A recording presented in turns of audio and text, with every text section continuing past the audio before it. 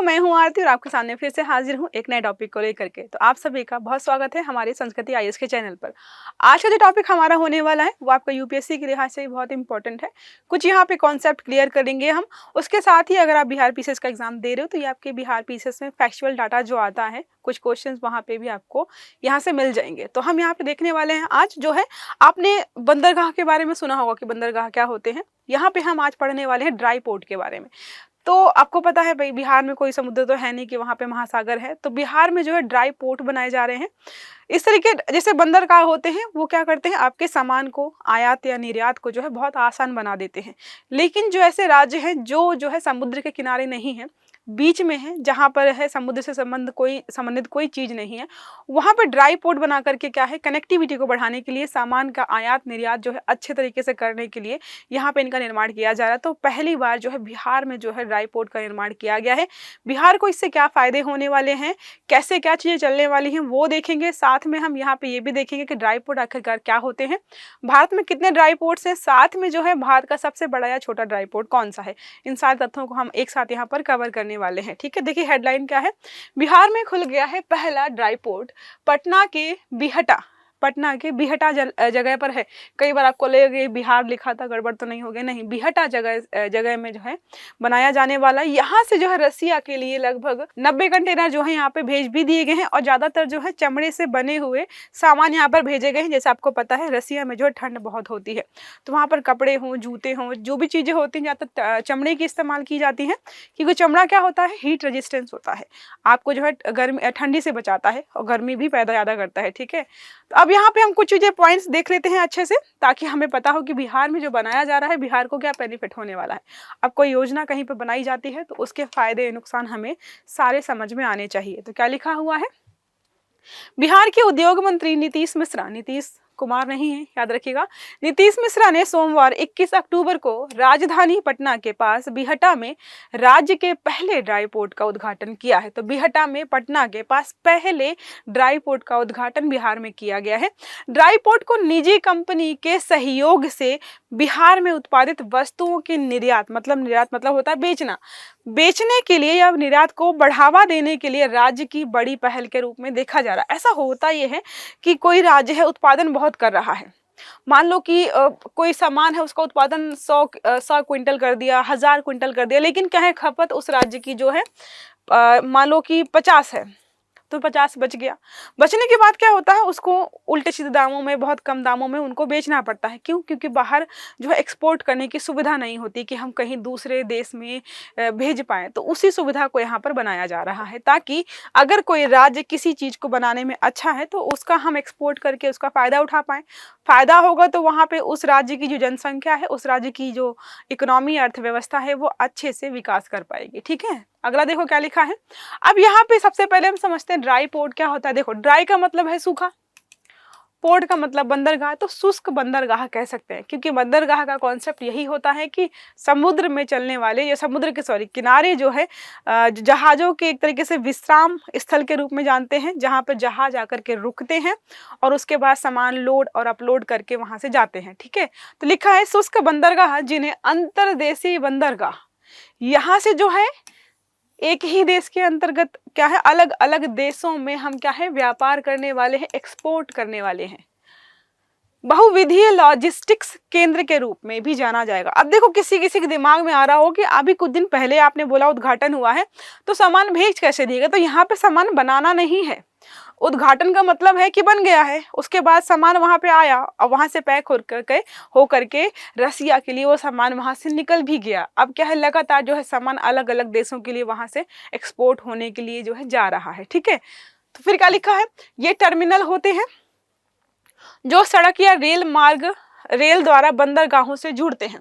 होता ये कि मान लो यहाँ पे रेलवे स्टेशन है, ठीक है, यहाँ पे रेल मार्ग से क्या करेंगे, यहाँ पास में ही जो है ये बना देंगे, तो होगा क्या, रेल के माध्यम से सामान यहाँ पे आएगा, फिर यहाँ से अलग अलग जगहों पर जाने में ये सुविधा होती है। अब ऐसी जगह बना दो जो ना जहाँ जहाँ पे ना तो सड़क ढंग से बनी है, तो ना ट्रक जा पा रहा है ना ट्रेन जा पाई, तो क्या फायदा होगा? क्या नहीं ना। ऐसी जगह बनाते हैं जहाँ पर सुविधा हो किसकी, ट्रांसपोर्टेशन की, चाहे वो रेल के माध्यम से हो या फिर सड़क के माध्यम से हो। इनका उपयोग जहाजों से माल उतारने के लिए किया जाता है तथा इनमें अक्सर भंडारण सुविधाएं और सीमा शुल्क निकासी सेवाएं भी होती हैं। भारत में लगभग 330 शुष्क बंदरगाह हैं। ठीक है, अगर आपको लगे कि पहली बार बनाया गया, नहीं, भारत में लगभग 330 शुष्क बंदरगाह हैं, अलग अलग जगह पर बनाए गए हैं। अगर हम बात करें कि सबसे बड़ा जो शुष्क बंदरगाह है भारत का कौन सा है, तो दिल्ली तुगलकाबाद में आपको ये देखने को मिल जाएगा। ठीक है, दिल्ली तुगलकाबाद में स्थित है भारत का सबसे बड़ा बंदरगाह। यहाँ से प्रवेश द्वार वाले बंदरगाहों तक दैनिक रेल सेवाएं उपलब्ध हैं। तो बोले देखो सबसे बड़ा बंदरगाह है और यहाँ पे जो है दैनिक डेली रेल सेवाएं उपलब्ध हैं। यहाँ से आप अगर कहीं दूसरे बंदरगाह पर जाना चाहते हैं, कनेक्टिविटी इसकी अच्छी है और काफ़ी बड़ी जगह पर बनाया गया है। अगर हम बात करें दूसरा एक और भी दिया है यहाँ पे, कोलकाता और हल्दिया शुष्क बंदरगाह पश्चिम बंगाल में एक महत्वपूर्ण शुष्क बंदरगाह तथा यह जूट व्यापार का प्रमुख केंद्र है। तो आपसे अगर पूछा जाए कि कोलकाता में जो बंदरगाह है शुष्क, वो किस चीज के व्यापार के लिए प्रसिद्ध है, तो जूट बंदरगाह है, जूट व्यापार के लिए प्रसिद्ध है। जैसे कि अगर आपको बताऊं मैं, तो बिहार में जो है मक्का की फसल सबसे ज्यादा होती है। कहा जाता है लगभग 38 जिले हैं बिहार में, उसमें से 11 जिलों में जो है मक्का की ही खेती की जाती है। तो मक्का का एक्सपोर्ट जो है हम यहाँ पर कर पाएंगे अगर चीजें हमारी अच्छी रही तो। अब यहाँ पे और भी मुख्य बिंदु दिए हुए हैं, क्या लिखा है, बिहटा ड्राई पोर्ट 7 एकड़ में फैला हुआ है। तो इसको जो है 7 एकड़ में बनाया जाने वाला है। आपका बिहार पीसीएस का एग्जाम होने वाला है, अगर और भी बिहार के एग्जाम होते तो हो सकता है कि यहाँ से प्रश्न पूछा जाए, क्योंकि अपने आप में वहाँ के लिए नई चीज है। ठीक है, फिर लिखा है इसे pristine Magadh infrastructure private limited और राज्य उद्योग विभाग द्वारा सार्वजनिक निजी भागीदारी पीपीपी मॉडल इसको आप बोलते हो, इकोनॉमी में आपने पढ़ा होगा। इस मॉडल के तहत इसको बनाया जा रहा है। इसका मतलब है सरकार और प्राइवेट कंपनी यहाँ पर दोनों ही मिलकर बना रही है। ठीक है, हो सकता है कि सरकार जो है फंड दे रही हो और प्राइवेट कंपनी जो है इंफ्रा बना रही हो, क्योंकि सरकारी काम में थोड़ा देर लगता है, पैसे टाइम से देने के लिए वो तैयार है। सरकार के पास पैसे की कमी नहीं है, सरकार के पास जो है क्या होता है, कार्य कुशल लोगों की कमी होती है, अधिकारियों की कमी होती है जो टाइम से और सही से काम करें। ठीक है, और वो प्राइवेट कंपनियों के पास होता है। तो यहाँ पे क्या है, पीपीपी मॉडल के तहत इसको बनाया जाने वाला है। देखो अब बिहार की बात करें, आपसे पूछे कि भाई बिहार में जो है कौन कौन सी चीजें मिल जाती हैं खाने पीने वाली, या किन किन चीजों का उत्पादन होता है। आलू है, टमाटर है, केला, लीची, मखाना जैसे फलों सब्जियों का उत्पादक तो है ही, इसके साथ ही स्पंज आयरन, पैक्ड फूड, बेकार कागज, यूजलेस कागज, अखबारी कागज, चावल और मांस के निर्यात की भी महत्वपूर्ण क्षमता है। तो अगर यहाँ पे जो है पोर्ट बनाया जाता है तो यहाँ पर इन चीज़ों का निर्यात भी अच्छी खासी मात्रा में हम कर पाएंगे। जैसा बताया 38 में से 11 जिलों में जो है मक्के का उत्पादन होता है।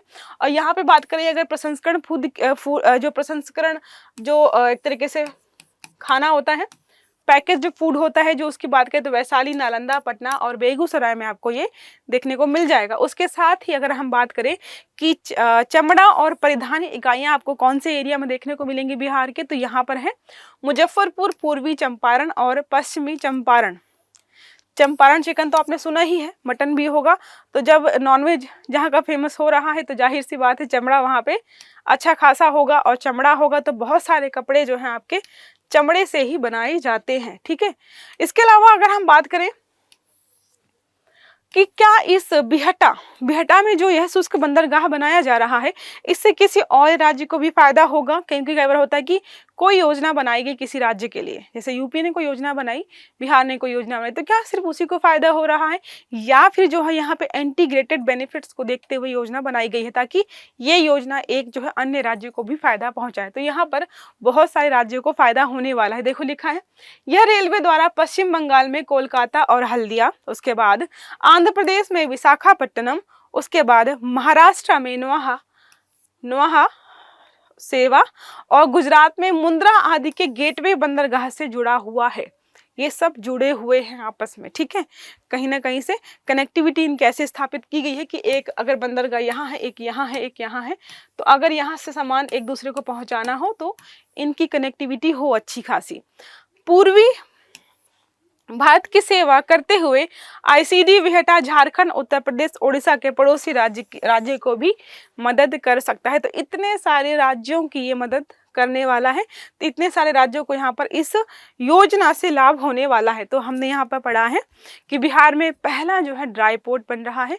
ड्राई पोर्ट क्या होते हैं ये समझ लिया हमने। बिहार में बनने से वहाँ पे क्या फ़ायदा होगा, जाहिर सी बात है जिनका उत्पादन है, जिन चीज़ों का उत्पादन बिहार में अच्छा खासा होता है उनका वो निर्यात कर पाएंगे। और हमने ये भी पढ़ा है कि हमारे यहाँ पर जो है इस राज्य में ड्राई पोर्ट बनने से अन्य राज्यों को फ़ायदा होगा या नहीं होगा। तो ये हमारा छोटा सा टॉपिक था जिसमें हमने कोशिश की है सारी चीज़ों को बहुत अच्छे से कवर करने की। तो अगर ये वीडियो अच्छा लगा है तो वीडियो को लाइक करिएगा, चैनल को सब्सक्राइब करिएगा और आने वाले सारे वीडियो आपको टाइम से मिले इसके लिए बेल आइकन जरूर दबाइएगा। अच्छे से पढ़िएगा। Have a good day. Thank you.